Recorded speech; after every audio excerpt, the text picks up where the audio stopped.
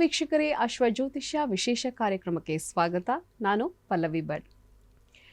ವೀಕ್ಷಕರೇ, ಈ ದಿನದ ಅಶ್ವಜ್ಯೋತಿಷ್ಯ ವಿಶೇಷ ಕಾರ್ಯಕ್ರಮದಲ್ಲಿ ಧಾರ್ಮಿಕ ಚಿಂತನೆಯ ಮುಖಾಂತರವಾಗಿ ಸಾಕಷ್ಟು ವಿಚಾರಗಳನ್ನು ತಿಳಿಸಿಕೊಡ್ತಾರೆ. ಅದರಲ್ಲೂ ಪ್ರಮುಖವಾಗಿ ಒಂದು ಮನೆಗೆ ಪ್ರೇತಬಾಧೆ ಆವರಿಸೋದು ಯಾಕೆ, ಪ್ರೇತಬಾಧೆ ಅಂದರೆ ಏನು, ಪ್ರೇತಬಾಧೆಯಿಂದ ಆಗುವ ಸಮಸ್ಯೆಗಳೇನು, ಇದರಿಂದ ಆ ಮನೆಯಲ್ಲಿ ಇರುವಂತಹ ವ್ಯಕ್ತಿಗಳು ಯಾವೆಲ್ಲ ಸಮಸ್ಯೆಗೆ ಒಳಗಾಗ್ತಾರೆ, ಇವೆಲ್ಲದರ ಬಗ್ಗೆ ತಿಳಿಸಿಕೊಡೋದಕ್ಕೆ ಇವತ್ತು ನಮ್ಮೊಂದಿಗಿದ್ದಾರೆ ಆಚಾರ್ಯ ಗುರೂಜಿಯವರು.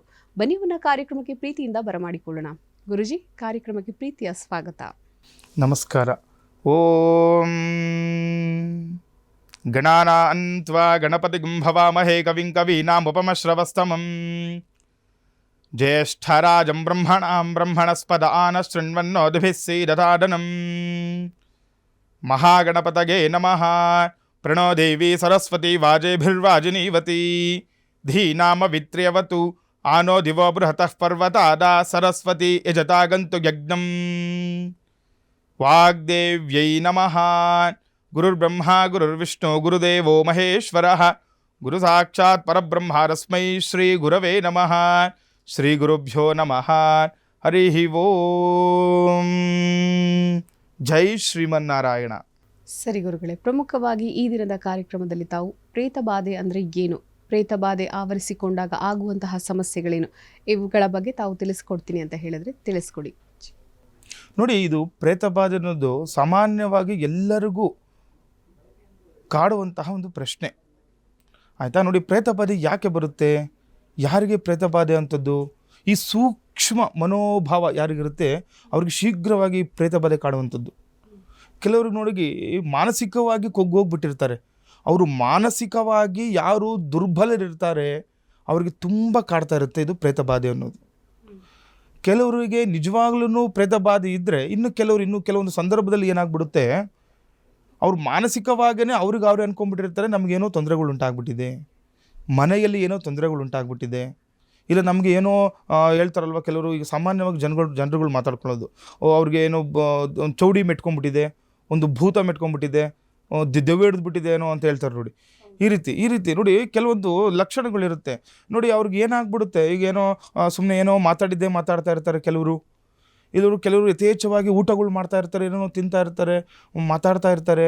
ಮತ್ತು ಒಂದು ರಾತ್ರಿ ಒಂದು ಸಂದರ್ಭದಲ್ಲಿ ಈಗ ತಲೆ ಕನ್ನಡಿಯಲ್ಲಿ ಈ ಕೂದಲುಗಳು ಬಾಚ್ಕೊಳ್ಳುವಂಥದ್ದು, ಈ ರೀತಿ ಕೆಲವೊಂದು ಲಕ್ಷಣಗಳಿದೆ. ನಾನು ಮುಂದೆನೂ ಅದು ಲಕ್ಷಣಗಳ ಬಗ್ಗೆ ನಾನು ವಿವರಣೆ ಕೊಡ್ತೀನಿ ನಿಮಗೆ. ಆದರೆ ಈ ಪ್ರೇತಬಾಧೆ ಅನ್ನೋದು ಯಾಕೆ ಬರುತ್ತೆ, ಹೆಂಗೆ ಬರುತ್ತೆ ನೋಡಿ. ಪ್ರತಿಯೊಬ್ಬ ಮನುಷ್ಯನಿಗೂ ಕೂಡ ಒಂದು ಮನೆಯೇ ಮೂಲ ಆಗಿರುತ್ತೆ.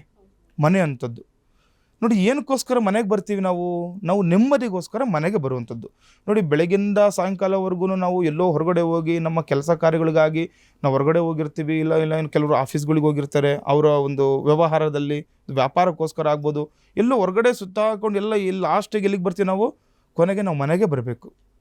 ಮನೆಯೇ ನಮಗೆ ಮೂಲ ಆಗಿರುತ್ತೆ. ಈ ಮನೆಗಳಲ್ಲಿ ತೊಂದರೆಗಳು ಅನುಭವಿಸ್ತಾ ಇರ್ತಾರೆ, ಮನೆಗಳಿಂದ ಈ ಪ್ರೇತಬಾಧೆ ಕಾಡುವಂಥದ್ದು ನೋಡಿ. ಯಾಕೆ ಮನೆಗಳಲ್ಲಿ ಪ್ರೇತಬಾಧೆ ಕಾಡುತ್ತೆ ನೋಡಿ, ಮನೆಗಳಲ್ಲಿ ಏನಾಗ್ಬಿಡುತ್ತೆ, ಮನೆ ಕಟ್ಟುವಾಗ ನಾವು ನೋಡ್ಕೋಬೇಕಾಗುತ್ತೆ. ವಿಶೇಷವಾಗಿ ಇದು ಮನೆ ಒಂದು ಭೂಮಿ ಪೂಜೆಯಿಂದಲೇ ನಾವು ನೋಡ್ಕೋಬೇಕು ನೋಡಿ. ನಮಗೆ ಗೊತ್ತಿರಲ್ಲ ಒಂದು ಮನೆ ಅಂತ ನಾವು ಕಟ್ಟಬೇಕು ಅಂದ್ರೆ ಏನು ನೋಡ್ತೀವಿ, ಇವಾಗೆಲ್ಲ ಒಂದು ಜಾಗ ನೋಡ್ಕೊತೀವಿ. ಒಂದು ಸೈಟ್ ಬೇಕಪ್ಪ ನಮಗೆ, ಏನು ಇವಾಗೆಲ್ಲ 30-40 60 100 60/100 ಏನೋ ಒಂದು ಜಾಗ ನೋಡ್ಕೊತೀವಿ ಅಷ್ಟೇ. ಎಲ್ಲಿ ನೋಡ್ತೀವಿ ಇವಾಗೆಲ್ಲ, ಕೆಲವ್ರು ಏನಾಗ್ಬಿಡುತ್ತೆ, ಈಗ ಬೆಂಗಳೂರುಗಳಲ್ಲಾಗ್ಬೋದು, ಈಗೆಲ್ಲ ಹಳ್ಳಿಗಳಲ್ಲಿ ಬಂದುಬಿಟ್ಟಿದೆ, ಎಲ್ಲ ಈಗ ಸೈಟ್ಗಳು ಮಾಡಿಬಿಟ್ಬಿಟ್ಟಿರ್ತಾರೆ, ಲೇಔಟ್ಗಳು ಮಾಡಿಬಿಟ್ಟಿರ್ತಾರೆ. ಆದರೆ ಆ ಲೇಔಟಲ್ಲಿ ಏನಾಗಿದೆ, ಆ ಒಂದು ಭೂಮಿಯಲ್ಲಿ ಯಾವ ರೀತಿ ಇದೆ ನಮಗೆ ಅಷ್ಟು ಗೊತ್ತಿರಲ್ಲ. ನಮಗೆ ಎಲ್ರಿಗೇನು ನಮಗೆ ಕಾರ್ನರ್ ಸೈಟ್ ಬೇಕು, ನಮ್ಗೆ ಈ ಥರ ಸೈಟ್ ಬೇಕು, ಆ ಥರ ಸೈಟ್ ಬೇಕು, ನಮಗೆ ಪೂರ್ವಾಭಿಮುಖವಾಗಿರಬೇಕು, ಇಲ್ಲ ಉತ್ತರಕ್ಕಿರೋ ಮನೆ ಬಾಗಿಲು ಥರ ನಮಗೆ ಸೈಟ್ ಬೇಕು. ಇದನ್ನು ಮಾತ್ರ ನೋಡ್ಕೊತೀವಿ ಬಿಟ್ಟರೆ ಭೂಮಿಯಲ್ಲಿ ಯಾವ ರೀತಿ ಇದೆ ಅಂತ ಯಾರು ಕೂಡ ತಲೆ ಕೆಡ್ಸ್ಕೊಳಲ್ಲ. ಹಾಗಾಗಿ ನೋಡಿ, ವಿಶೇಷವಾಗಿ ಇದ್ರ ಬಗ್ಗೆ ತುಂಬ ಜನ ತಿಳ್ಕೊಬೇಕಾಗುತ್ತೆ. ಭೂಮಿಯಲ್ಲಿ ಯಾವ ರೀತಿ ಇದೆ, ಒಂದು ಭೂಮಿ ಪೂಜೆ ಮಾಡ್ಕೋಬೇಕು ನೋಡಿ. ಒಂದು ಶುಭ ಲಗ್ನದಲ್ಲಿ ಶುಭ ಸಮಯದಲ್ಲಿ ಭೂಮಿ ಪೂಜೆ ಮಾಡ್ಕೋಬೇಕಾಗುತ್ತೆ. ಅದನ್ನೆಲ್ಲ ಮಾಡಿಕೊಂಡ್ರೂ ಕೂಡ ಕೆಲವೊಂದು ತೊಂದರೆಗಳಿರುವಂಥದ್ದು. ಈ ಪ್ರೇತಬಾಧೆ ಏನಕ್ಕೆ ಕಾಡುತ್ತೆ ಅಂದರೆ ನೋಡಿ, ಒಂದು ಭೂಮಿಯಲ್ಲಿ ಈ ಅಸ್ಥಿ ಪಂಜರಗಳಿರೋದು, ಏನಾದ್ರು ಅವಶೇಷಗಳು, ಏನು ಹೇಳ್ತೀವಿ ನಾವು, ಈ ಮೂಳೆಗಳಾಗ್ಬೋದು, ಇಲ್ಲಿ ರಕ್ತ ಬಿದ್ದಿರೋದಾಗ್ಬೋದು, ನಮಗೆ ಗೊತ್ತಿರಲ್ಲ ನೋಡಿ. ಹಿಂದೆ ಯಾರೋ ಆಗಲಿ, ಇವಾಗೆಲ್ಲ ಲೇಔಟ್ಗಳು ಎಲ್ಲಿ ಮಾಡ್ತಾರೆ, ಈ ಹೊಲಗಳು ಹೊಡೆದು ಅಲ್ಲಿ ಅದು ಅವನ್ನೆಲ್ಲ ಮಾಡೋದು, ಕೃಷಿ ಭೂಮಿಯನ್ನೇ ನಾವು ಇವಾಗೆಲ್ಲ ಲೇಔಟ್ಗಳು ಮಾಡೋದು. ಆದರೆ ಈಗ ಹಿಂದೆ ಎಲ್ಲ ಏನಾಗ್ತಿತ್ತು, ಈ ಹೊಲಗಳಲ್ಲೇ ಅವರ ಹಿರಿಯರನ್ನ ಯಾರನ್ನೋ ಹೂಣ ಹಾಕುವಂಥದ್ದು ಇರುತ್ತಿತ್ತಲ್ವಾ. ಸಾಮಾನ್ಯ ಇದೆಲ್ಲ, ಸಮಾನ ಜ್ಞಾನ ಇದು. ಈ ರೀತಿ ಇರುವ ಜಾಗದಲ್ಲಿ ಏನಾದರೂ ಮನೆ ನಿರ್ಮಾಣವಾದರೆ ಕೆಳಗಡೆ ಏನಿದೆಯೋ ನಮಗೆ ಗೊತ್ತಿರಲ್ಲ. ಎಷ್ಟೋ ಪ್ರಾಣಿಗಳ ಅವಶೇಷಗಳಿರ್ಬೋದು, ಅಲ್ಲಿ ಪ್ರಾಣ ಹಾನಿಗಳಾಗ್ಬೋದು. ಇವಾಗಲೇ ಅಂತಲ್ಲ, ಹಿಂದೆ ಏನೋ ಯುದ್ಧ ನಡೆದಿರ್ಬೋದು ಒಂದು ಭೂಮಿಯಲ್ಲಿ, ಎಷ್ಟು ಪ್ರಾಣ ಹಾನಿಗಳಾಗಿರ್ಬೋದು. ಆದರೆ ಒಂದು ಸ್ಥಳ ಶುದ್ಧಿ ಮಾಡ್ಕೋಬೇಕಾಗುತ್ತೆ ಗೃಹ ಪ್ರವೇಶಕ್ಕೂ ಮುಂಚೆ. ಆ ಶುದ್ಧಿ ಯಾವ ರೀತಿ ಮಾಡಬೇಕು ನೋಡಿ, ಸಿಂಪಲ್ ಹೇಳ್ಬಿಡ್ತೀನಿ. ಗೊತ್ತಿಲ್ಲದೆ ಈ ಪ್ರೇತದ ಲಕ್ಷಣಗಳಾಗ್ಬೋದು, ಅದಕ್ಕೆ ಪರಿಹಾರ ನಾನು ಮುಂದಿನ ಹೇಳ್ತೀನಿ. ಆದರೆ ಒಂದು ಭೂಮಿ ಪ್ರಥಮವಾಗಿ ಮನೆನೇ ಅಲ್ವಾ. ಈ ಮನೆಗೆ ನೋಡಿ, ಭೂಮಿ ನೀವು ಯಾವ ರೀತಿ ಇಟ್ಕೋಬೇಕಾಗುತ್ತೆ. ಕೆಲವರು ನೋಡಿ ಹೊಸ್ದಾಗಿ ತೊಗೊಂಡಿರ್ತೀರಾ ಸೈಟು, ನಿಮ್ಗೆ ಏನು ಗೊತ್ತಿಲ್ವಾ, ಅಲ್ಲಿ ಒಳಗಡೆ ಅವಶೇಷಗಳು ಏನಿದೆಯೋ ಗೊತ್ತಿಲ್ವಾ, ಆಯಿತು ಓಕೆ, ಏನು ತೊಂದರೆ ಇಲ್ಲ. ನೋಡಿ ಆ ಒಂದು ಸಂದರ್ಭದಲ್ಲಿ ನೀವು ಏನು ಮಾಡಬೇಕಾಗುತ್ತೆ, ಸಿಂಪಲ್ ಪರಿಹಾರಗಳು ನಾನು ಹೇಳ್ತೀನಿ. ಏನು, ಒಂದು ಭೂಮಿ ತಗೊಂಡು ಒಂದು ಭೂಮಿ ಪೂಜೆ ಸಾಮಾನ್ಯವಾಗಿ ಎಲ್ಲರೂ ಮಾಡ್ತೀರಾ. ಆದರೆ ಆ ಒಂದು ಭೂಮಿಯಲ್ಲಿ ಕೆಲವೊಂದು ಯಂತ್ರಗಳು ಪ್ರತಿಷ್ಠೆ ಮಾಡಬೇಕಾಗುತ್ತೆ, ಅಷ್ಟದಿಗ್ಬಂಧನ ಮಾಡಬೇಕಾಗುತ್ತೆ ಭೂಮಿ ತಗೊಂಡ್ಮೇಲೆ. ಸಮಯದಲ್ಲಿ. ಹೌದೌದು, ಭೂಮಿ ಪೂಜೆ ಒಂದು ಸಂದರ್ಭದಲ್ಲಿ ಈಗ ಭೂ ಯಂತ್ರ, ಭೂವರಾಹ ಯಂತ್ರಗಳಾಗ್ಬೋದು, ಮತ್ಸ್ಯ ಯಂತ್ರಗಳಾಗ್ಬೋದು. ಕೆಲವೊಂದು ಯಂತ್ರಗಳು ನಾವು ಕೂಡ ನಮ್ಮ ಕಚೇರಿಗೆ ಬಂದರೆ ನಾವು ಕೊಡೋಂಥದ್ದು ನಾವು ಮಾಡ್ತೀವಿ. ನಾವು ಬೇರೆ ಕಡೆ ಸಿಗುತ್ತೆ, ನೀವು ನಿಮಗೆ ಬೇರೆ ಕಡೆ ಸಿಕ್ಕಾಗ ತಗೊಂಡು ದಯವಿಟ್ಟು ಅದು ಮಾಡ್ಕೋಬೇಕಾಗುತ್ತೆ, ಅಷ್ಟಬಂಧನ ಮಾಡಬೇಕಾಗುತ್ತೆ. ಆಯಿತಾ. ಇದ್ರ ಜೊತೆಯಲ್ಲಿ ಇನ್ನೊಂದು ಸರಳ ಪರಿಹಾರ ಏನಂತಂದರೆ ನೋಡಿ, ಈಗ ಗಂಜಲ ಮತ್ತು ನಾವು ಇದು ಹೇಳ್ತೀವಿ, ನಾವು ಸಗಣಿ, ಗೋಮೂತ್ರ ಮತ್ತು ಗೋಮಯ ಎಲ್ಲ ಕಡೆ ಸಾಮಾನ್ಯವಾಗಿ ಸಿಗುವಂಥದ್ದು. ನೋಡಿ ಎಷ್ಟಾಗುತ್ತೆ ನಿಮಗೆ, ಯಥೇಚ್ಛವಾಗಿ ಒಂದು ದೊಡ್ಡ ದೊಡ್ಡ ಡ್ರಮ್ಗಳಲ್ಲಿ ತುಂಬಿಸಿ, ಒಂದು ನೀರಲ್ಲಿ ಒಂದು ಗೋಮೂತ್ರ ಒಂದು ಡ್ರಮ್ಗಳಲ್ಲಿ, ಅದೇನು ದೊಡ್ಡ ನಿಮ್ಗೆ ಖರ್ಚಾಗುವಂಥದ್ದೇನಿಲ್ಲ, ನಮಗೇನು ಅಷ್ಟೊಂದು ತೊಂದರೆಗಳು ಇಲ್ಲ. ಅದು ಒಂದು ಡ್ರಮ್ಗಳಲ್ಲಿ ತೊಗೊಂಡ್ಬಿಟ್ಟು ಒಂದು ನೀರು ಹಾಕಿ, ಆ ನೀರಲ್ಲಿ ಒಂದು ಸಗಣಿಗಳನ್ನ ಮತ್ತು ಗಂಜಲನ್ನು ಮಿಶ್ರಣ ಮಾಡಬೇಕು, ಸಮ್ಮಿಲನ ಮಾಡಬೇಕು. ಆ ಸಮ್ಮಿಲನ ಮಾಡಿ ತದನಂತರ ಆ ಸ್ಥಳದಲ್ಲಿ ಪ್ರೋಕ್ಷಣೆ ಮಾಡಬೇಕು. ಏನು ಇವ್ರದ್ದು ಸೈಟ್ ಇದೆ, ಅದು ಎಷ್ಟೋ ಒಂದು ಪಾಸಿಟಿವ್ ನಮಗೆ ಎನರ್ಜಿ ಅದು ನಮಗೆ ಸಿಗುತ್ತೆ. ನಮಗೆ ಈ ನೆಗೆಟಿವ್ ಎಲ್ಲ ಹೋಗಲಿ ಅಂತ ಮಾಡುವಂಥದ್ದು ಇದು. ಸಾಮಾನ್ಯವಾಗಿ ನೋಡಿ, ಹಿಂದೆ ಎಲ್ಲರೂ ಕೂಡ ಮನೆಗಳಲ್ಲಿ ನೆಲನ ಏನರಿಂದ ಸಾರಿಸ್ತಿದ್ರು, ಸಗಡಿಯಿಂದ ಸಾರಿಸ್ತಾ ಇದ್ರು. ಯಾವತ್ತೂ ಆಗಲಿ ನೋಡಿ, ವಾರಕ್ಕೊಂದ್ಸರಿನಾದರೂ ನಮ್ಮ ಮನೇಲಿ ಈಗಲೂ ಕೂಡ ಹಿರಿಯರು ವಾರಕ್ಕೊಂದು ಆ ವಾರದ ದಿನ, ಕೆಲವರು ಶುಕ್ರವಾರ ಮಾಡ್ಕೊತಾರೆ ಮನೆಗಳಲ್ಲಿ. ವಾರನಲ್ಲಿ ತುಂಬ ಪ್ರಚಲಿತವಾದದ್ದು, ರೂಢಿಯಲ್ಲಿದೆ ಇದು. ಇವಾಗ ಇವು ಹೊಸ್ದಾಗಿ ಬರೆದ ಪೀಳಿಗೆಯಲ್ಲಿ ಅದು ಇಲ್ಲದೆ ಇರ್ಬೋದು. ಆದರೆ ಹಿಂದೆ ನಮ್ಮ ಮನೆತನಗಳಲ್ಲಿ, ನಮ್ಮ ತಾತ ಮುತ್ತಾತರ ಕಾಲದಲ್ಲಿ ವಾರದ ಪೂಜೆ ಕಡ್ಡಾಯವಾಗಿದೆ. ದಿನನಿತ್ಯ ಪೂಜೆ ಮಾಡಲಿಲ್ಲದವರು ವಾರ ಪೂಜೆಯನ್ನು ಕಡ್ಡಾಯವಾಗಿ ಮಾಡ್ತಾರೆ. ಯಾವುದೋ ಒಂದು ಶುಕ್ರವಾರನೋ, ಒಂದು ಮಂಗಳವಾರನೋ, ಒಂದು ಶನಿವಾರನೋ, ಈ ರೀತಿ ವಾರದ ಪೂಜೆ ಇದ್ದಾಗ ಅವ್ರು ಏನು ಮಾಡ್ತಾರೆ, ವಾರದಿಂದ ಆ ದಿನ ತುಂಬ ಎಲ್ಲ ಕಡೆ ಸಾರಿಸ್ತಾರೆ. ಮನೆ ಸಾರಿಸಿ ಮತ್ತೇನು ಮಾಡ್ತಾರೆ, ಆ ಗಂಜಲ ಎಲ್ಲ ಕಡೆ ಪ್ರೋಕ್ಷಣೆ ಮಾಡ್ತಾರೆ. ದೈವ ನಿತ್ಯ ಆರಾಧನೆ ಆಗುತ್ತೆ, ಭಗವಂತನ ಆರಾಧನೆ. ಏನು ಕೇಳಿ, ಈ ರೀತಿ ಏನಾದರೂ ಲಕ್ಷಣಗಳು ನಮಗೆ ಕಾಣಬಾರ್ದು. ನೋಡಿ ಆವಾಗಲೇ ಎಷ್ಟು ಬುದ್ಧಿವಂತರು ನಮ್ಮ ಹಿರಿಯರು, ಇವೆಲ್ಲ ಮಾಡ್ತಾ ಇದ್ರು. ಆದರೆ ಈಗ ಇವೆಲ್ಲ ಏನೂ ಇಲ್ಲ, ಈಗ ಫ್ಯಾಷನ್ ಆಗ್ಬಿಟ್ಟಿದೆ. ಅವ್ರಿಗೇನು ಕಾರ್ನರ್ ಸೈಟ್ ಬೇಕು, ಹೌದು, ಇವರು ಅನುಕೂಲಕ್ಕೆ ತಕ್ಕಂತೆ ಸೈಟ್ಗಳು ಬೇಕು, ಎಲ್ಲ ಬೇಕು. ನೋಡಿ ಎಲ್ಲ ಗಿಡ ಮರ ಎಲ್ಲ ಹೊಡೆದು ಬಿಡ್ತಾರೆ. ಈ ಕೆಲವೊಂದು ಏನು ಸ್ಮಶಾನದಲ್ಲೇ ಲೇಔಟ್ಗಳು ಮಾಡಿರೋದು ಕೂಡ ನಿದರ್ಶನಗಳು ಇದೆ. ಅಂಥವ್ರ ಹತ್ರ ತುಂಬ ತೊಂದರೆಗಳಾಗುತ್ತೆ. ಅಲ್ಲಿ ಏನು ತೊಂದರೆಗಳೇನು ನೋಡಿ, ಇದು ಸರಳ ಪರಿಹಾರ ಮಾಡ್ಕೊಳ್ಳಿ, ಇದು ಅಭಿವೃದ್ಧಿ ಆಗುತ್ತೆ.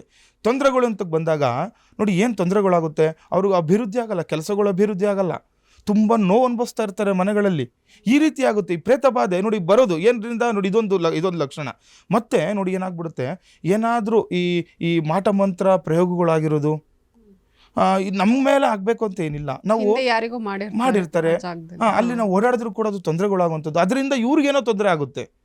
ಮತ್ತೆ ನೋಡಿ, ವಿಶೇಷವಾಗಿ ಇನ್ನೊಂದು ಪ್ರೇತ ಬಾಧೆ ಲಕ್ಷಣ. ಪ್ರೇತ ಬಾಧೆ ಪ್ರಧಾನವಾಗಿ ಯಾಕೆ ಬರುತ್ತೆ, ಈಗ ನೋಡಿ, ಈಗ ಮನೆ ಕಟ್ಟೋಕ್ಕೆ ಮುಂಚೆ ನಾನು ಹೇಳ್ಬಿಟ್ಟಿದ್ದೀನಿ ಪರಿಹಾರ ಆಯಿತು, ಓಕೆ, ಪರಿಹಾರಗಳು ಮಾಡ್ಕೊಳ್ತೀರಾ, ಅಷ್ಟು ಬಂಧನ ಮಾಡ್ಕೊತೀರಾ, ಮತ್ಸ್ಯ ಯಂತ್ರಗಳಾಗ್ಬೋದು, ವಾಸ್ತು ಯಂತ್ರಗಳು ಇವೆಲ್ಲ ಇಟ್ಕೊಳ್ತೀರಾ, ಎಲ್ಲ ಆಯಿತು, ಓಕೆ, ಎಲ್ಲ ಚೆನ್ನಾಗೆ, ಏನು ತೊಂದರೆ ಇಲ್ಲ.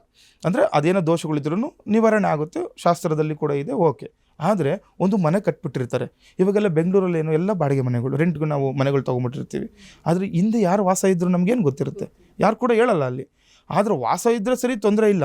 ಯಾರಾದ್ರೂ ಪ್ರಾಣಿ ಹಾನಿಯಾಗಿದ್ದರೆ, ಸೂಸೈಡ್ ಮಾಡ್ಕೊಂಡ್ಬಿಟ್ಟಿದ್ರೆ ಆ ಮನೆಯಲ್ಲಿ, ಅವ್ರಿಗೆ ಸಂಸ್ಕಾರ ಆಗಿಲ್ಲ ಅಂತಂದರೆ ಅಲ್ಲಿ ಎಂಥ ಸಂದರ್ಭದಲ್ಲಿ ಆಗಲಿ ಸಂಸ್ಕಾರ ಆಗಿಲ್ವಾ, ಅವ್ರಿಗೆ 100% ಪ್ರೇತ ಬಾಧೆ ಆಗೇ ಆಗುತ್ತೆ ಆ ಮನೆಗೆ.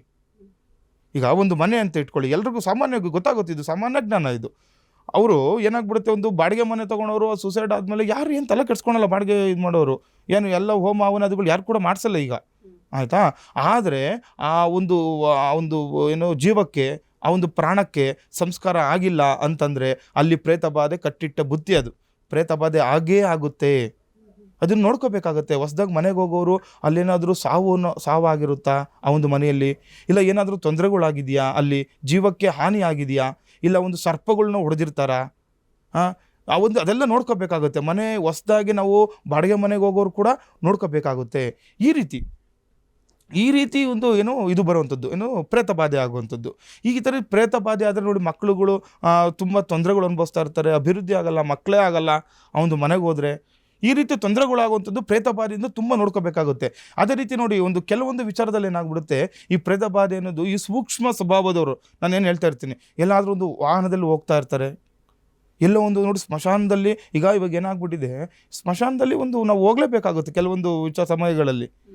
ಈ ಸೂಕ್ಷ್ಮ ಸ್ವಭಾವದವರು, ಸೂಕ್ಷ್ಮ ಮನಸ್ಸಿರುವವರಿಗೆ ತುಂಬ ಬೇಗ ಇದು ಅಟ್ರಾಕ್ಟ್ ಆಗುವಂಥದ್ದು.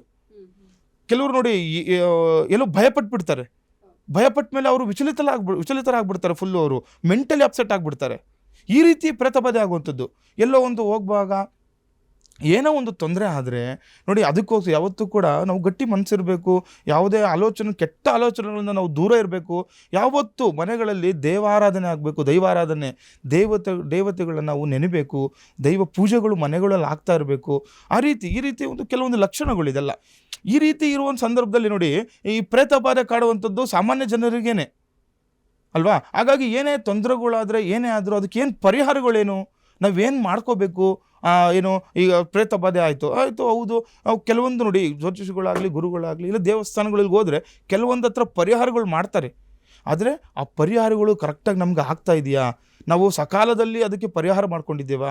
ಆಮೇಲೆ ಮತ್ತೆ ನೋಡಿ, ಕೆಲವೊಂದು ಪರಿಹಾರ ಆದರೂ ಕೂಡ ಮತ್ತೆ ಕಾಡುವಂಥದ್ದು ಇರುತ್ತೆ. ನಮ್ಮ ಹತ್ರ ಎಷ್ಟೋ ಜನ ನಾವೆಲ್ಲ ಏನು ಮಾಡಿಬಿಡ್ತೀವಿ, ಕೆಲವೊಂದು ಹೋಮ ಹವನಾದಿಗಳಿಂದ ಆಗ್ಬೋದು, ಇಲ್ಲ ಕೆಲವೊಂದು ಮಂತ್ರಗಳಿಂದ ಆಗ್ಬೋದು, ಪೂಜೆಗಳಿಂದ ಆಗ್ಬೋದು, ಅದನ್ನು ಪ್ರೇತ ಬಾಧೆಯಿಂದ ಅವ್ರನ್ನ ನಾವು ಪ್ರೇತ ಬಾಧೆ ಕಡಿಮೆ ಮಾಡಿರ್ಬೋದು, ಇಲ್ಲಾಂದರೆ ಅದನ್ನು ನಿರ್ನಾಮ ನಾವು ಮಾಡಿರ್ತೀವಿ, ಅದಕ್ಕೆ ಪರಿಹಾರಗಳು ಮಾಡಿರ್ತೀವಿ. ಆದರೆ ಅದು ಮತ್ತೆ ತಿರುಗಿ ಬರುವಂಥದ್ದು. ಅದಕ್ಕೆಲ್ಲ ಏನು ಮಾಡಬೇಕು, ಅವೆಲ್ಲವನ್ನು ಕೂಡ ನಾವು ಮುಂದಿನ ನಿಮಗೆಲ್ಲ ಕೂಡ ತಿಳಿಸ್ಕೊಡೋ ಪ್ರಯತ್ನ ನಾನು ಮಾಡ್ತೀನಿ ನಾನು. ಗುರುಗಳೀಗ ಅದೇ ರೀತಿ, ಈಗ ಒಂದು ಮನೆಗೆ ಅಷ್ಟಬಂಧನ ಮಾಡಿಕೊಂಡ ನಂತರ ಇಂತಹ ಸಮಸ್ಯೆಗಳು ಎದುರಾಗಲ್ಲ ಅಂತ ಹೇಳಿದ್ರೆ, ಯಾವ ರೀತಿಯಾಗಿ ಮಾಡ್ಕೋಬೇಕು, ಈಗ ಅಷ್ಟಬಂಧನವನ್ನು ಮಾಡ್ಕೊಳ್ಳೋದು ಯಾವ ರೀತಿಯಾಗಿ ಅಂತ ನೋಡಿ. ಈಗ ಅಷ್ಟಬಂಧನ ಮಾಡ್ಕೊಳ್ಳುವಂಥದ್ದು ಇದು ತುಂಬ ಇಂಪಾರ್ಟೆಂಟ್ ಆಗಿಬಿಡುತ್ತೆ. ಇದು ನೋಡಿ, ಪ್ರೇತಬಾಧೆ ವಿಚಾರ ಬಂದಾಗ ಮನೆ ಕಟ್ಟಿಲ್ಲ, ನೀವು ಹೊಸದಾಗಿ ಮಾಡ್ತಿದ್ದಾರೆ ಅಂದರೆ ತುಂಬ ಅನುಕೂಲ ಆಗುವಂಥದ್ದು. ಇದು ಹೊಸದಾಗಿ ಮನೆ ಕಟ್ಟುವವರಿಗೆ, ಇನ್ನೂ ಭೂಮಿ ಪೂಜೆ ಆಗ್ತಾ ಇದೆ, ನಾವು ಭೂಮಿ ಪೂಜೆಯಲ್ಲಿ ಇದ್ದೀವಿ ಅನ್ನೋರಿಗೆ ತುಂಬ ಅನುಕೂಲವಾಗುವಂಥದ್ದು ಇದು. ನೋಡಿ, ಅವರು ಮತ್ಸ್ಯಯಂತ್ರ, ನಾವು ಮತ್ಸ್ಯಯಂತ್ರ ಕೊಡ್ತೀವಿ. ಮತ್ತು ನೋಡಿ, ಅಲ್ಲಿ ಆ ಒಂದು ಸ್ಥಳದಲ್ಲಿ ಏನಾದರೂ ವಾಸ್ತು ದೋಷ ಇದ್ದರೆ ವಾಸ್ತುಯಂತ್ರ, ಇದು ಮೋಸ್ಟ್ ಇಂಪಾರ್ಟೆಂಟ್ ಆಗಿಬಿಡುತ್ತೆ. ಇದು ಮತ್ಸ್ಯಯಂತ್ರ, ವಾಸ್ತುಯಂತ್ರ ಮತ್ತು ಭೂವರಾಹ ಯಂತ್ರಗಳು, ಇವನ್ನ ಅಲ್ಲಿ ಅವರು ಭೂಮಿಯಲ್ಲಿ ಅಳವಡಿಸಬೇಕಾಗುತ್ತೆ. ಅದಕ್ಕೆ ಕೆಲವೊಂದು ಪೂಜಾ ವಿಧಿವಿಧಾನಗಳು ಇರುತ್ತೆ, ಅವೆಲ್ಲವನ್ನು ಕೂಡ ಮಾಡ್ಕೋಬೇಕು. ಅದೇ ರೀತಿ ಅಷ್ಟಬಂಧನ ಕೂಡ ನೋಡಿ, ಇಂದ್ರ, ಅಗ್ನಿ, ಯಮ, ನಿರುತಿ, ವರುಣ, ವಾಯು, ಕುಬೇರ, ಈಶಾನ್ಯ, ಈ 8 ದಿಕ್ಕುಗಳಲ್ಲೂ ಕೂಡ ನಾವು ಅಷ್ಟಬಂಧನ ಮಾಡ್ತೀವಿ. ಯಾಕೆ ಪ್ರೇತ ಬಾಧೆ ನಮಗೆ ಕಾಡಬಾರ್ದು, ಮುಂದೆ ಅಭಿವೃದ್ಧಿ ಆಗಬೇಕು ಮನೆ. ಆ ಒಂದು ಮನೆ ನೋಡಿ, ಏನಾಗಿ ಅರ್ಧಂಬರ್ಧಕ್ಕೆ ಮನೆ ನಿಂತುಬಿಟ್ಟು ಹೋಗ್ಬಿಡುತ್ತೆ ನೋಡಿ. ಅದು ಒಂದು ಕೆಲವರು ವಿಚಾರಗಳನ್ನ ತಿಳ್ಕೊಬೇಕು ನೀವು. ಏನಾಗ್ಬಿಡುತ್ತೆ, ಈಗ ಪಾಯನೂ ಹಾಕ್ಬಿಟ್ಟಿರ್ತಾರೆ, ಅರ್ಧ ಮನೆ ಈಗ ಏನೋ ಒಂದು ಫ್ಲೋರ್ ಕಟ್ಬಿಟ್ಟಿರ್ತಾರೆ. ಅದು ಪ್ಲಾನಿಂಗ್ ಏನು 3rd ಫ್ಲೋರು, 4 ಫ್ಲೋರ್, 5 ಫ್ಲೋರ್ ಇರುತ್ತೆ ಮನೆಗಳು. ಆದರೆ ಅದು 1st ಫ್ಲೋರಲ್ಲೇ ನಿಂತೋಗ್ಬಿಡುತ್ತೆ ಮನೆ. ಏನಕ್ಕೆ ನೋಡಿ, ಇದೇ ಪ್ರೇತ ಬಾಧೆ. ಇದು ತುಂಬ ಕಷ್ಟ ನೋಡಿ. ಆ ಮನೆಗಳಲ್ಲಿ ಕೆಲಸಗಳು ದಾಟ್ತಾ ಇರಲ್ಲ, ಕೆಲಸದವ್ರು ಬಂದರೆ ಮೆಟೀರಿಯಲ್ಸ್ ಇರಲ್ಲ, ಈ ಏನದು ಮರಳುಗಳಾಗ್ಬೋದು, ಕಬ್ಬಣಗಳಾಗ್ಬೋದು, ಈ ಮೆಟೀರಿಯಲ್ಸ್ ಇದ್ದರೆ ಕೆಲಸದವ್ರು ಬರಲ್ಲ. ಈ ರೀತಿ ತೊಂದರೆಗಳು ಅನುಭವಿಸ್ತಾ ಇರ್ತಾರೆ. ಯಾಕೆ ಈ ಪ್ರೇತ ಬಾಧೆನೇ ಕಾರಣ. ಅದಕ್ಕೋಸ್ಕರನೇ ನಾನು ಏನು ಹೇಳ್ತಾ ಇರೋದು, ಪ್ರಥಮವಾಗಿ ನೀವು ಆ ಭೂಮಿ ಪೂಜೆ ಸಂದರ್ಭದಲ್ಲಿ ಇದೆಲ್ಲ ಮಾಡ್ಕೊಂಬಿಡಿ. ಈ ಪೂಜಾದಿಗಳನ್ನು ಮಾಡ್ಕೊಂಡ್ರೆ ತುಂಬ ಅನುಕೂಲ ಆಗುತ್ತೆ. ಮನೆ ನೋಡಿ, ಶೀಘ್ರವಾಗಿ ಮನೆ ನಿರ್ಮಾಣ ಆಗುತ್ತೆ, ಮನೆಯಲ್ಲಿ ನೆಮ್ಮದಿ, ಶಾಂತಿ ಎಲ್ಲವೂ ಕೂಡ ಸಿಗುವಂಥದ್ದು. ಇವೆಲ್ಲವನ್ನು ಕೂಡ ನೋಡಿಕೊಂಡು ನಾವು ಪೂಜೆಗಳು ಮಾಡ್ಕೊಂಡಾಗ ನೋಡಿ, ಈ ಸುಮ್ಮನೆ ಯಾರು ಕೂಡ ಹಿಂದಿನವರು ಮಾಡಿಲ್ಲ ನೋಡಿ. ನಾವು ಯಾವತ್ತೂ ಮನೆ ಕಟ್ಟಬೇಕಾದ್ರೂ ಅದು ಎಲ್ಲರೂ ಕೂಡ ಪ್ರಚಲಿತರಿದೆ, ಭೂಮಿ ಪೂಜೆ ಮಾಡ್ತೀವಿ. ಆದರೆ ಈಗ ಬರ್ತಾ ಭೂಮಿ ಪೂಜೆ ಅಂದ ತಕ್ಷಣ ಏನು ಮಾಡ್ಬಿಡ್ತಾರೆ, 5 ಕಲ್ಲಿಟ್ಬಿಟ್ಟು ಪೂಜೆ ಮಾಡಿಬಿಟ್ಟು ಅಷ್ಟಕ್ಕೆ ನಿಲ್ಲಿಸ್ಬಿಡ್ತಾರೆ. ಅದಲ್ಲ, ಅದು ಯಾವತ್ತೂ ಕೂಡ ಯಂತ್ರ ಸ್ಥಾಪನೆ ಆಗಬೇಕು ಕೆಲವೊಂದು ಸಂದರ್ಭಗಳಲ್ಲಿ. ಯಾಕಂದರೆ ನೋಡಬೇಕು ಆ ಒಂದು ಸ್ಥಳ ಯಾವ ರೀತಿ ಇದೆ, ನಮಗೆ ಗೊತ್ತಿರಲ್ವಲ್ಲ. ಹಿಂದೆ ಕೆಳಗಡೆದಲ್ಲಿ ಏನೇನು ಅವಶೇಷಗಳಿದೆಯೋ, ಅಲ್ಲಿ ಏನು ತೊಂದರೆಗಳಾಗಿದೆಯೋ, ಆ ಬ್ಲ್ಯಾಕ್ ಮ್ಯಾಜಿಕ್ಗಳು ಅಂತ ಏನು ಹೇಳ್ತೀವಲ್ಲ, ಆ ಮಾಟ ಮಂತ್ರ ಪ್ರಯೋಗಗಳೇನಾದರೂ ಆ ಒಂದು ಸ್ಥಳದಲ್ಲಿ ಆಗಿದ್ದರೆ ಎಷ್ಟು ತೊಂದರೆಗಳಾಗುತ್ತೆ. ಇದೆಲ್ಲ ನೋಡ್ಕೋಬೇಕಾಗುತ್ತೆ. ಹಾಗಾಗಿ ಈ ರೀತಿ ನೋಡಿಕೊಂಡು ಪೂಜಾ ವಿಧಿವಿಧಾನಗಳ ಮುಖಾಂತರವಾಗಿ ನೀವು ಮನೆಗಳನ್ನು ಕಟ್ಕೊಂಡಾಗ ಮನೆಗಳಲ್ಲಿ ಅಭಿವೃದ್ಧಿ ಆಗುತ್ತೆ, ಶಾಂತಿ ನೆಲೆಸುತ್ತೆ, ಅನುಕೂಲಗಳಾಗುವಂಥದ್ದು, ವ್ಯಾಪಾರ ಉದ್ಯೋಗ ಸ್ಥಳಗಳು ಅಭಿವೃದ್ಧಿ ಕೂಡ ಆಗುವುದನ್ನು ನಾವು ನೋಡ್ಬೋದು. ಸರಿ ಗುರುಗಳು, ಈಗ ಪ್ರೇತ ಬಾಧೆಯಿಂದ ಯಾವೆಲ್ಲ ಸಮಸ್ಯೆಗಳಾಗುತ್ತೆ, ಪ್ರೇತ ಬಾಧೆ ಅಂದರೆ ಏನು, ಪ್ರೇತ ಬಾಧೆ ಆದ ನಂತರ ಏನೆಲ್ಲ ಸಮಸ್ಯೆಗಳನ್ನು ಎದುರಿಸ್ತಾರೆ ಇವುಗಳ ಬಗ್ಗೆ ತಾವು ತಿಳಿಸ್ಕೊಟ್ಟಿದ್ದೀರಿ. ಇದೀಗ ಒಂದು ಬ್ರೇಕ್ನ ಸಮಯ ಆಗಿದೆ. ಎಸ್ ವೀಕ್ಷಕರೇ, ಅಶ್ವಜ್ಯೋತಿಷ್ಯ ವಿಶೇಷ ಕಾರ್ಯಕ್ರಮದಲ್ಲಿ ಪುಟ್ಟದೊಂದು ವಿರಾಮ.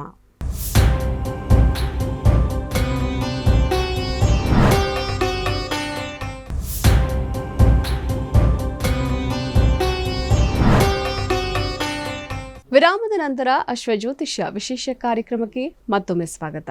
ಪ್ರಿಯ ವೀಕ್ಷಕರೇ, ಆಚಾರ್ಯ ಗುರೂಜಿಯವರನ್ನ ನೀವು ನೇರ ಭೇಟಿಯಾಗಬೇಕು ಅಂತ ಆಸಕ್ತಿ ಇರೋರು ಟಿವಿ ಸ್ಕ್ರೀನ್ ಮೇಲೆ ಒಂದು ನಂಬರ್ ಬರ್ತಾ ಇದೆ. ಆ ನಂಬರ್ಗೆ ಕರೆ ಮಾಡಿ ಗುರೂಜಿಯವರನ್ನ ನೇರ ಭೇಟಿಯಾಗಿ ನಿಮ್ಮ ಜಾತಕದಲ್ಲಿ ಇರುವಂತಹ ಸಮಸ್ಯೆಗಳಿಗೆ ಮತ್ತು ದೋಷಗಳಿಗೆ ಪರಿಹಾರವನ್ನು ಕಂಡುಕೊಳ್ಳಿ ಅಂತ ಹೇಳ್ತಾ, ಗುರುಗಳೇ, ಈ ಪ್ರೇತ ಬಾಧೆಯ ಲಕ್ಷಣಗಳು ಏನು ಅಂತ ನೋಡಿ. ನಾನು ಅವಾಗಿಂದ ಪ್ರೇತ ಬಾಧೆ ಬಗ್ಗೆ ನಾವು ಮಾತಾಡ್ತಾ ಇದ್ದೀವಿ.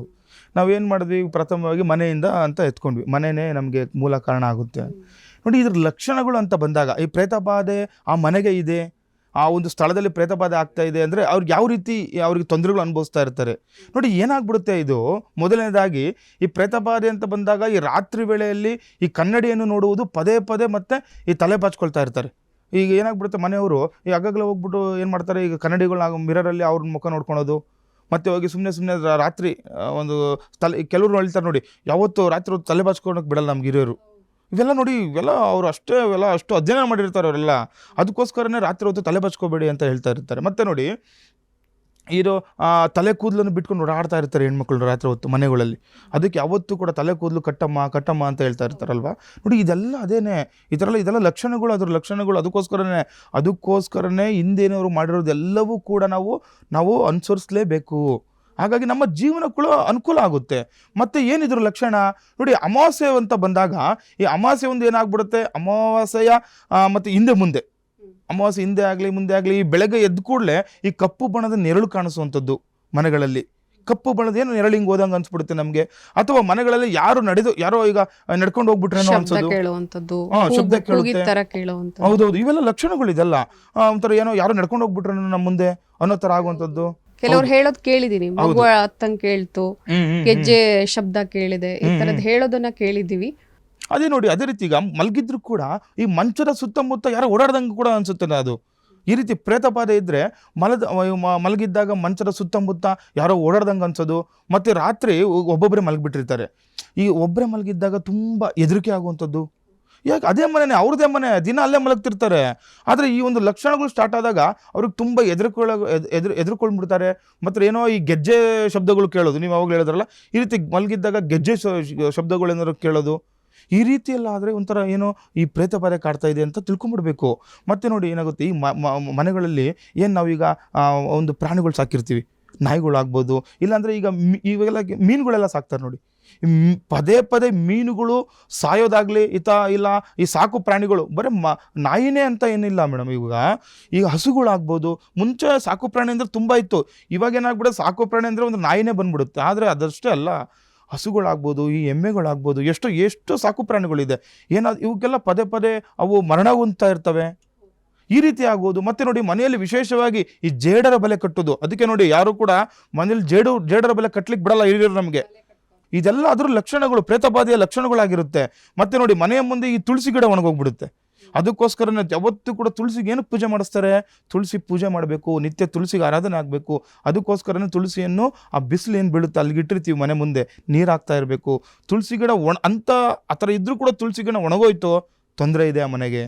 ಅದನ್ನು ನೋಡ್ಕೋಬೇಕಾಗುತ್ತೆ. ಅದೇ ನೋಡಿ, ಈಗ ಬೆಲೆ ಬಾಳೋ ವಸ್ತುಗಳು ಕಳೆದು ಕೂಡ, ಅಂದರೆ ಈಗೇನೋ ಈಗ ನಮ್ಮ ಹತ್ರ ಬೆಲೆ ಬಾಳೋ ಬಂಗಾರಗಳಾಗ್ಬೋದು, ಬೆಲೆ ಬಾಳೋ ವಸ್ತುಗಳು ಅವು ಇದ್ಕಿದ್ದಂಗೆ ಕಳೆದೋಗ್ಬಿಡೋದು ಮನೆಯಿಂದ. ಈ ರೀತಿ ತೊಂದರೆಗಳು ಅನುಭವಿಸ್ತಾ ಇರ್ತಾರೆ. ಮತ್ತು ಮನೆಗಳಲ್ಲಿ ನೋಡಿ, ಇದ್ದಕ್ಕಿದ್ದಂತೆ ಪಾತ್ರೆಗಳು ಬೀಳುವ ಒಂದು ಶಬ್ದ. ನಾವು ಯಾರು ಇರಲ್ಲ ಅಲ್ಲಿ ಮನೆಗಳಲ್ಲಿ, ಪಾತ್ರೆಗಳು ಬೀಳ್ತಾ ಇರುತ್ತೆ. ಇದೆಲ್ಲ ಲಕ್ಷಣಗಳಾಗುತ್ತೆ, ನೋಡ್ಕೋಬೇಕಾಗುತ್ತೆ. ಇದೆಲ್ಲ ನೋಡಿ, ಸಾಮಾನ್ಯವಾಗಿ ಈ ಸಾಮಾನ್ಯ ಜನಕ್ಕೂ ಕೂಡ ಗೊತ್ತಿರೋವಂಥದ್ದು ಇದು. ಈ ರೀತಿ ಇದ್ದಾಗ ಏನು ಮಾಡ್ಕೋಬೇಕು, ಈ ರೀತಿ ನೋಡಿ ಇನ್ನೂ ಏನೇನು ಲಕ್ಷಣಗಳು ನೋಡಿ. ಆರೋಗ್ಯ ವಿಚಾರದಲ್ಲಿ ಎಷ್ಟೇ ನೀವು ಹಾಸ್ಪಿಟಲ್ಗಳಾಗಲಿ ವೈದ್ಯರು ಬಳಿ ಹೋದರೂ ಕೂಡ ನಿಮಗೆ ಪರಿಹಾರನೇ ಸಿಗೋದಿಲ್ಲ. ನಿಮಗೆ ಆರೋಗ್ಯ ವಿಚಾರದಲ್ಲಿ ನೋಡಿ, ಪ್ರೇತ ಬಾಧೆ ಆಗಿದೆ ಅಂದರೆ ಮನೆಗಳಲ್ಲಿ ಯಾರಿಗೇ ಆಗಲಿ, ಮಕ್ಕಳಿಗಾಗ್ಬೋದು, ಇಲ್ಲ ದೊಡ್ಡವ್ರಿಗಾಗ್ಬೋದು, ತುಂಬ ಆರೋಗ್ಯ ಸಮಸ್ಯೆಗಳು ಕಾಣ್ತಾ ಇರುತ್ತೆ ಪ್ರೇತ ಬಾಧೆ ಆಯಿತು ಅಂದರೆ. ಹಾಗಾಗಿ ಇವರು ಎಷ್ಟು ಹಾಸ್ಪಿಟಲ್ಗೆ ಹೋಗಲಿ, ಅವರು ಎಷ್ಟು ವೈದ್ಯ ಮಾಡಿಸ್ಕೊಂಡ್ರು ಕೂಡ, ಎಷ್ಟು ಟ್ಯಾಬ್ಲೆಟ್ಸ್ ಇಂಜೆಕ್ಷನ್ ಏನೇ ಮಾಡ್ಕೊಂಡ್ರು ಕೂಡ ಅವರಿಗೆ ಪರಿಹಾರ ಆಗ್ತಾ ಇರಲ್ಲ. ಅದು ಆ ರೀತಿ ಆಗಿಬಿಡುತ್ತೆ. ಇವೆಲ್ಲ ಲಕ್ಷಣಗಳು ನೋಡ್ಕೋಬೇಕಾಗುತ್ತೆ. ಅದೇ ರೀತಿ ನೋಡಿ, ಈ ಮನೆ ಪ್ರವೇಶ ಮಾಡಿದ ತಕ್ಷಣ ಏನೋ ಒಂದು ನಿಶಕ್ತಿ ಆಗುವಂಥದ್ದು. ಎಲ್ಲೋ ಹೊರಗಡೆ ಹೋಗಿರ್ತೀವಿ, ಬಂದ ತಕ್ಷಣ ಮನೆಗೆ ಹೋದ ತಕ್ಷಣ ಏನೋ ಬೇಜಾರು, ನಿಶಕ್ತಿ ಆಗ್ಬಿಡುತ್ತೆ. ಮನೆಗೆ ಬಂದ ತಕ್ಷಣ ಮನೆಯಲ್ಲಿ ನಮಗೇನೊಂಥರ ಒಂದು ಸಂತೋಷದ ವಾತಾವರಣನೇ ಇರಲ್ಲ ಮನೆಯಲ್ಲಿ. ಈ ರೀತಿ ನಿಮ್ಗೆ ಆಗ್ತಾ ಇದೆಯಾ? ನೋಡ್ಕೋಬೇಕಾಗುತ್ತೆ. ಪ್ರೇತ ಬಾಧೆ ಉಂಟಾಗಿದೆಯಾ? ಇವೆಲ್ಲ ನೋಡ್ಕೋಬೇಕು ಮೇಡಮ್. ಈ ಥರ ತೊಂದರೆಗಳಾದಾಗ ನೋಡ್ಕೋಬೇಕಾಗುತ್ತೆ. ಅದೇ ರೀತಿ ನೋಡಿ, ರಾತ್ರಿ ಮಲಗಿದ್ದಾಗ ಯಾರೋ ಒಂಥರ ನಮ್ಮನ್ನು ಹಿಡಿದ ಅನುಭವ ಆಗುವಂಥದ್ದು, ನಮ್ಮ ಸುಮ್ಮನೆ ಬೆಚ್ಚ ಬೀಳ್ತಾರಲ್ಲ, ಇದೆಲ್ಲ ಗೊತ್ತಾಗ್ತಾ ಇರುತ್ತೆ. ಬೆಚ್ಚ ಬೀಳುವಂಥದ್ದು, ಪದೇ ಕೆಟ್ಟ ಕನಸುಗಳು, ಏನೋ ಆಕ್ಸಿಡೆಂಟ್ ಆಗಿರೋ ಥರ, ರಕ್ತ ನೋಡಿರೋ ಥರ, ಈ ರೀತಿ ಕೆಟ್ಟ ಕನಸುಗಳು ಬೀಳುವಂಥದ್ದು, ಇಲ್ಲ ಯಾರೋ ಬಂದು ನಮ್ಮನ್ನು ಎಬ್ಸ್ದಂಗೆ ಆಗೋದು, ನಮ್ಮನ್ನು ಬಡ್ದಂಗೆ ಆಗೋದು, ಕಿವಿ ಹತ್ರ ಮಾತಾಡ್ದಂಗೆ ಆಗೋದು, ಇವೆಲ್ಲ ಲಕ್ಷಣಗಳು ಇರುತ್ತೆ. ಇವೆಲ್ಲ ನೋಡ್ಕೋಬೇಕಾಗುತ್ತೆ. ಮತ್ತು ನೋಡಿ, ವಿಶೇಷವಾಗಿ ಮನೆಯಲ್ಲಿ ಈ ಅನ್ನ ಮಾಡಿರ್ತೀವಿ ನಾವು, ಈ ಅನ್ನ ಕೆಂಪಗೆ ತಿರುಗುವಂಥದ್ದು, ಈ ರೀತಿ ಇದೆಲ್ಲ ಲಕ್ಷಣಗಳು ಆಗಿದೆ. ಈ ರೀತಿ ಆಯಿತು ಅಂದರೆ ನೋಡಿ 100% ಆ ಮನೆಯಲ್ಲಿ ಪ್ರೇತ ಬಾಧೆ ಇದೆ. ಇವೆಲ್ಲ ನೋಡ್ಕೋಬೇಕಾಗುತ್ತೆ. ಮತ್ತು ನೋಡಿ, ಈ ಪದೇ ಮನೆ ಒಳಗಡೆ ಎಲ್ಲಂದರಲ್ಲಿ ಕುಂಕುಮ ಆಗ್ಬೋದು, ಇಲ್ಲ ವಿಭೂತಿಗಳಾಗ್ಬೋದು, ಚೆಲ್ಲಾಪಿಲ್ಲಿ ಆಗುವಂಥದ್ದು, ಬೀಳುವಂಥದ್ದು, ರಕ್ತ ಬೀಳುವಂಥದ್ದು ಮನೆಗಳಲ್ಲಿ ತುಂಬ ನೋಡಿ. ಸುಮ್ಮನೆ ಏನೋ ಮಾತಾಡ್ತಾ ಇರ್ತಾರೆ, ಇದಕ್ಕಿದ್ದಂಗೆ ಅವರಲ್ಲೇ ಕಲಹಗಳು ಉಂಟಾಗ್ಬಿಟ್ಟು ರಕ್ತ ಬಿದ್ದುಬಿಡುತ್ತೆ ಮನೆಯಲ್ಲಿ. ಯಾವುದೇ ಕಾರಣಕ್ಕೂ ಮನೆ ಒಳಗಡೆ ರಕ್ತ ಬೀಳಬಾರ್ದು. ಇದೆಲ್ಲ ತೊಂದರೆಗಳು ಆಯಿತಾ. ಪದೇ ಈ ಥರ ಬೀಳ್ತಾ ಇತ್ತಾ, ಈ ಥರ ತೊಂದರೆಗಳು ಆಗ್ತಾ ಇದೆಯಾ, ನೋಡ್ಕೋಬೇಕಾಗುತ್ತೆ. ಮನೆ ದೇವರುಗಳ ಆರಾಧನೆಗಳು ಮಾಡ್ಕೋಬೇಕು ಅನ್ನೋದು ಅದಕ್ಕೋಸ್ಕರನೇ ಹಿಂದಿನವರು. ಅದೇ ರೀತಿ ನೋಡಿ, ಈ ಜಗಳಗಳು, ವಿನಾಕಾರಣ ಕಲಹಗಳು, ಮನೆಗೆ ಬಂದರೆ ಸಾಕು, ಈ ಗಂಡ ಹೊರಗಡೆ ಎಲ್ಲೋ ಕಷ್ಟಪಟ್ಟು ದುಡಿದು ಬೆಳಗಿಂದ ಸಾಯಂಕಾಲವರೆಗೂ ಅವರು ಕಷ್ಟಪಟ್ಟು ಬಂದಿರ್ತಾರೆ ಒಳಗಡೆ. ಆದರೆ ಮನೇಲೂ ಕೂಡ ಪಾಪ ಇವ್ರು ಏನು ಹೆಣ್ಮಗು ಇರ್ತಾರೆ, ಅವ್ರು ಬರ್ತಾರೆ ಅಂತ ಅಷ್ಟೋ ಅಡುಗೆಗಳು, ಅವ್ರಿಗೋಸ್ಕರ ಏನೇನೆಲ್ಲ ತಯಾರಿ ಮಾಡಿ ಕಾಯ್ತಾ ಇರ್ತಾರೆ. ಬಂದ ತಕ್ಷಣ ಇವರಲ್ಲೇ ಒಂಥರ ವಿರಸಗಳು ಉಂಟಾಗುವಂಥದ್ದು. ಚೆನ್ನಾಗೇ ಇರ್ತಾರೆ, ಏನೂ ತೊಂದರೆ ಇಲ್ಲ, ಏನು ಮನಸ್ತಾಪ ಇಲ್ಲ, ಗಂಡನಿಂದನೂ ಒಳ್ಳೆ ಪ್ರೀತಿ ಸಿಗ್ತಾ ಇರುತ್ತೆ, ಹೆಂಡತಿಯಿಂದನೂ ಒಳ್ಳೆ ಪ್ರೀತಿ ಸಿಗ್ತಾ ಇರುತ್ತೆ. ಆದರೆ ಈಗ ಮಧ್ಯೆ ಗೊತ್ತೇ ಇರಲ್ಲ ಅವ್ರಿಗೆ. ನೋಡಿ, ದೂರ ಇದ್ದರೆ ಎಷ್ಟೋ ಚೆನ್ನಾಗಿರ್ತಾರೆ ಅವರು. ಇವಾಗ ಎಲ್ಲ ಹೊರಗಡೆ ಹೋಗಿರ್ತಾರೆ, ಒಂದು ಫೋನ್ ಮಾಡ್ತಾರೆ, ಎಷ್ಟೋ ಚೆನ್ನಾಗಿ ಮಾತಾಡ್ತಾ ಇರ್ತಾರೆ ಗಂಡ ಹೆಂಡತಿ, ಆ ಫೋನಲ್ಲಿ ಎಷ್ಟೋ ಚೆನ್ನಾಗಿರ್ತಾರೆ. ಎದುರಿಗೆ ಆ ಮನೆ ಒಳಗಡೆ ಹೋದ ತಕ್ಷಣ ಏನೋ ತೊಂದರೆ. ಈಗ ಇದೇ ಗಂಡ ಹೆಂಡತಿ ಎಲ್ಲರೂ ಹೊರಗಡೆ ಹೋಗಲಿ, ಅವ್ರು ಬೇರೆ ಮನೆಗೆ ಹೋಗಲಿ, ಎಷ್ಟೋ ಅನ್ಯೋನ್ಯವಾಗಿರ್ತಾರೆ, ಎಲ್ಲ ಒಂದು ದೇವಸ್ಥಾನಕ್ಕೆ ಹೋಗಲಿ, ಎಷ್ಟೋ ಚೆನ್ನಾಗಿರ್ತಾರೆ. ಮನೆಗೆ ಬಂದ ತಕ್ಷಣ ಏನೋ ಒಂದು ಕಾರಣಕ್ಕೆ ಕಿರಿಕಿರಿ. ಈಗ ಒಬ್ರು ಕೆಲವರು ಹೇಳ್ತಿರ್ತಾರೆ, ಅಯ್ಯೋ ನೀನು ಸ್ಟಾರ್ಟ್ ಮಾಡ್ಕೊಂಡ ನೀನು, ಹಿಂಗೆ ಹೇಳ್ಬಿಡ್ತಾರೆ ಗಂಡ. ಮನೆಗೆ ಬಂದ ತಕ್ಷಣ ಏನೋ ತೊಂದರೆಗಳಾಗ್ಬಿಡುತ್ತೆ. ಇವೆಲ್ಲ ಲಕ್ಷಣಗಳನ್ನ ನೋಡ್ಕೋಬೇಕು. ಈ ರೀತಿ ಏನಕ್ಕಾಗುತ್ತೆ, ವಿನಾಕಾರಣ ಗಂಡ ಹೆಂಡತಿರ ಜಗಳಗಳಾಗ್ಬೋದು, ಇಲ್ಲ ಅಣ್ಣ ತಮ್ಮಂದಿರ ಜಗಳಗಳಾಗ್ಬೋದು, ಇಲ್ಲ ಅಕ್ಕ ತಂಗಿಯರ ಜಗಳಗಳು, ಅತ್ತಿಗೆ ನಾದಿನಿಯರ ಜಗಳಗಳು, ಅತ್ತೆ ಸೊಸೆ ಜಗಳಗಳು, ಇವೆಲ್ಲವನ್ನು ಕೂಡ ನೀವು ನೋಡ್ಕೋಬೇಕಾಗುತ್ತೆ. ಮತ್ತು ನೋಡಿ, ಯಾರೋ ಈ ಸ್ನೇಹಿತರು ಅಥವಾ ಮನೆಯ ಅಕ್ಕಪಕ್ಕದವ್ರ ಹತ್ರ ವಿನಾಕಾರಣ ಜಗಳಗಳು, ಕಲಹಗಳು ಉಂಟಾಗ್ತಾ ಇರುತ್ತೆ. ಈ ಅಕ್ಕಪಕ್ಕದವ್ರು ನೋಡಿ, ಈ ಅಕ್ಕಪಕ್ಕದವರಿದ್ದ ತುಂಬ ತೊಂದರೆಗಳು ಅನುಭವಿಸ್ತಾ ಇರ್ತೀರಾ. ಸುಮ್ಮನೆ ಜಗಳ, ಅವ್ರು ಚೆನ್ನಾಗಿ ಪಾಪ ಅಕ್ಕಪಕ್ಕದವ್ರು ಚೆನ್ನಾಗಿದ್ರು ಕೂಡ ನಾವೇ ಹೋಗಿ ಜಗಳ ಮಾಡ್ತಾ ಇರ್ತೀವಿ, ನಾವೇ ತೊಂದರೆ. ಈಗ ಅವರೆಲ್ಲ ಮುಂದೆ ಓಡಾಡಿದ್ರು ಅಂದ್ರೂ ತೊಂದರೆ. ಏನು ನಮ್ಮ ಮೇಲೆ ಸುಮ್ಮನೆ ಕಿರಿಕಿರಿ ಬರುತ್ತೆ. ನಾವು ಹಿಂಗೇನೋ ನಾವು ನಡ್ಕೊಂಡು ಹೋಗ್ತಾ ಇರ್ತೀವಿ, ಈಗ ಯಾರೋ ಒಂದು ಹೆಣ್ಮಗು ಏನೋ ಏನು ನಾನು ಟಚ್ ಮಾಡಿದೆ, ನೀನು ಏನೋ ದೊಡ್ಡ ಜಗಳಗಳು ಆಗುವಂಥದ್ದು ಇರುತ್ತೆ. ಇವ್ರಿಗೆ ಅದು ಗೊತ್ತೇ ಆಗ್ತಾ ಇರಲ್ಲ ಮನೆಗಳಲ್ಲಿ. ನೋಡಿ, ಅದಕ್ಕೋಸ್ಕರನೇ ಯಾವತ್ತೂ ಕೂಡ ಮನೆ ಕಟ್ಟಬೇಕಾದ್ರೂ ಕೂಡ ನೀವು ನೋಡ್ಕೊಳ್ಳಿ ಅಂತ ನಾವು ಹೇಳ್ತಾ ಇರೋದು ಅದೇ ಕಾರಣ. ಹಾಗಾಗಿ ನೋಡಿ, ಪದೇ ಮನೆಗಳಲ್ಲಿ ದೀಪ ಆರೋಗುವಂಥದ್ದು, ಇವೆಲ್ಲ ಲಕ್ಷಣಗಳನ್ನ ನೋಡ್ಕೋಬೇಕು. ನೋಡಿ, ವಿಶೇಷವಾಗಿ ಈ ಅಮಾವಾಸ್ಯೆ ಮತ್ತು ಈ ಪೌರ್ಣಮಿ ಹಿಂದೆ ಮುಂದೆ ಈ ಕಾಲುಗಳು ಊತ ಬರುವಂಥದ್ದು, ಕೈಗಳು ಊತ ಬರುವಂಥದ್ದು, ತುಂಬ ಆರೋಗ್ಯ ಸಮಸ್ಯೆಗಳು ಉಂಟಾಗ್ತಾ ಇರುತ್ತೆ. ಏನು ಹತ್ರ ಬಂದಾಗ ಈ ಅಮಾವಾಸ್ಯೆ ಮತ್ತು ಪೌರ್ಣಮಿ ಹಿಂದೆ ಮುಂದಿನ ಜಗಳಗಳು ಕೂಡ ಜಾಸ್ತಿ ಆಗುವಂಥದ್ದು.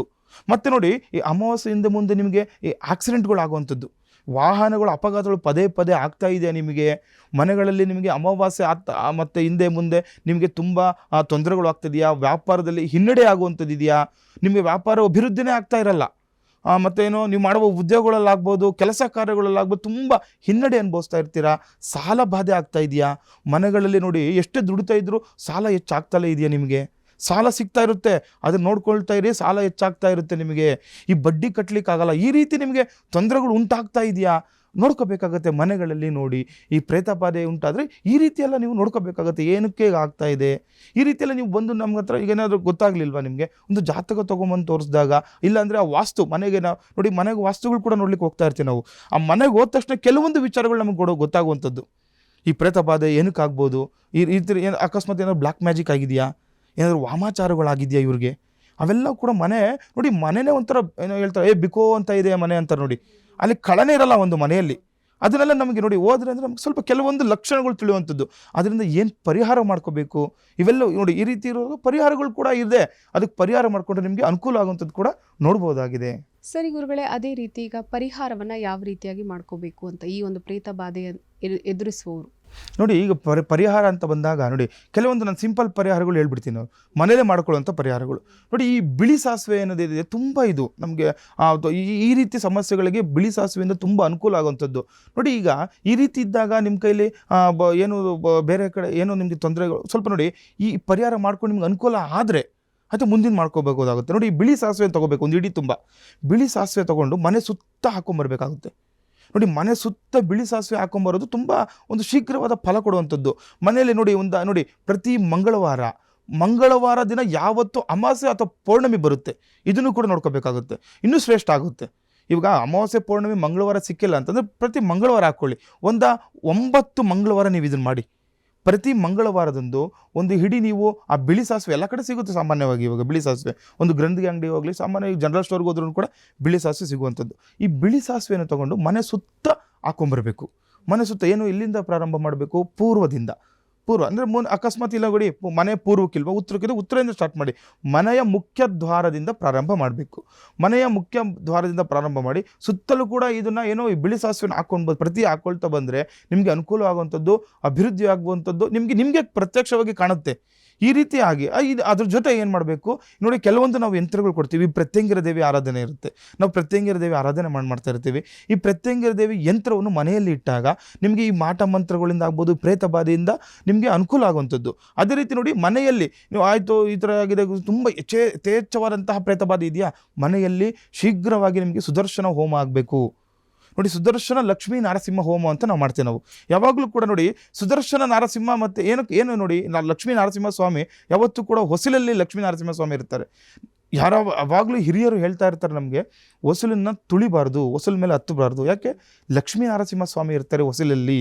ಅವರು ನಮ್ಮನ್ನು ಈ ಮಾಟ ಮಂತ್ರ ಯಂತ್ರ ತಂತ್ರ ದೋಷ ಏನೇ ಇದ್ರೂ ಕೂಡ ಕಾಪಾಡ್ತಾ ಇರ್ತಾರೆ, ಒಳಗೆ ಬರ್ದಿರೋ ನೋಡ್ಕೊಳ್ತಾ ಇರ್ತಾರೆ. ಆದರೆ ಒಳಗೆ ಇರೋದಕ್ಕೆ ಏನು ಪರಿಹಾರ ಮಾಡಬೇಕು ಅಲ್ವಾ? ಹಾಗಾಗಿ ಈ ಸುದರ್ಶನ ಲಕ್ಷ್ಮೀ ನರಸಿಂಹ ಹೋಮ ಅವನಾದಿಗಳನ್ನು ಮಾಡಬೇಕು.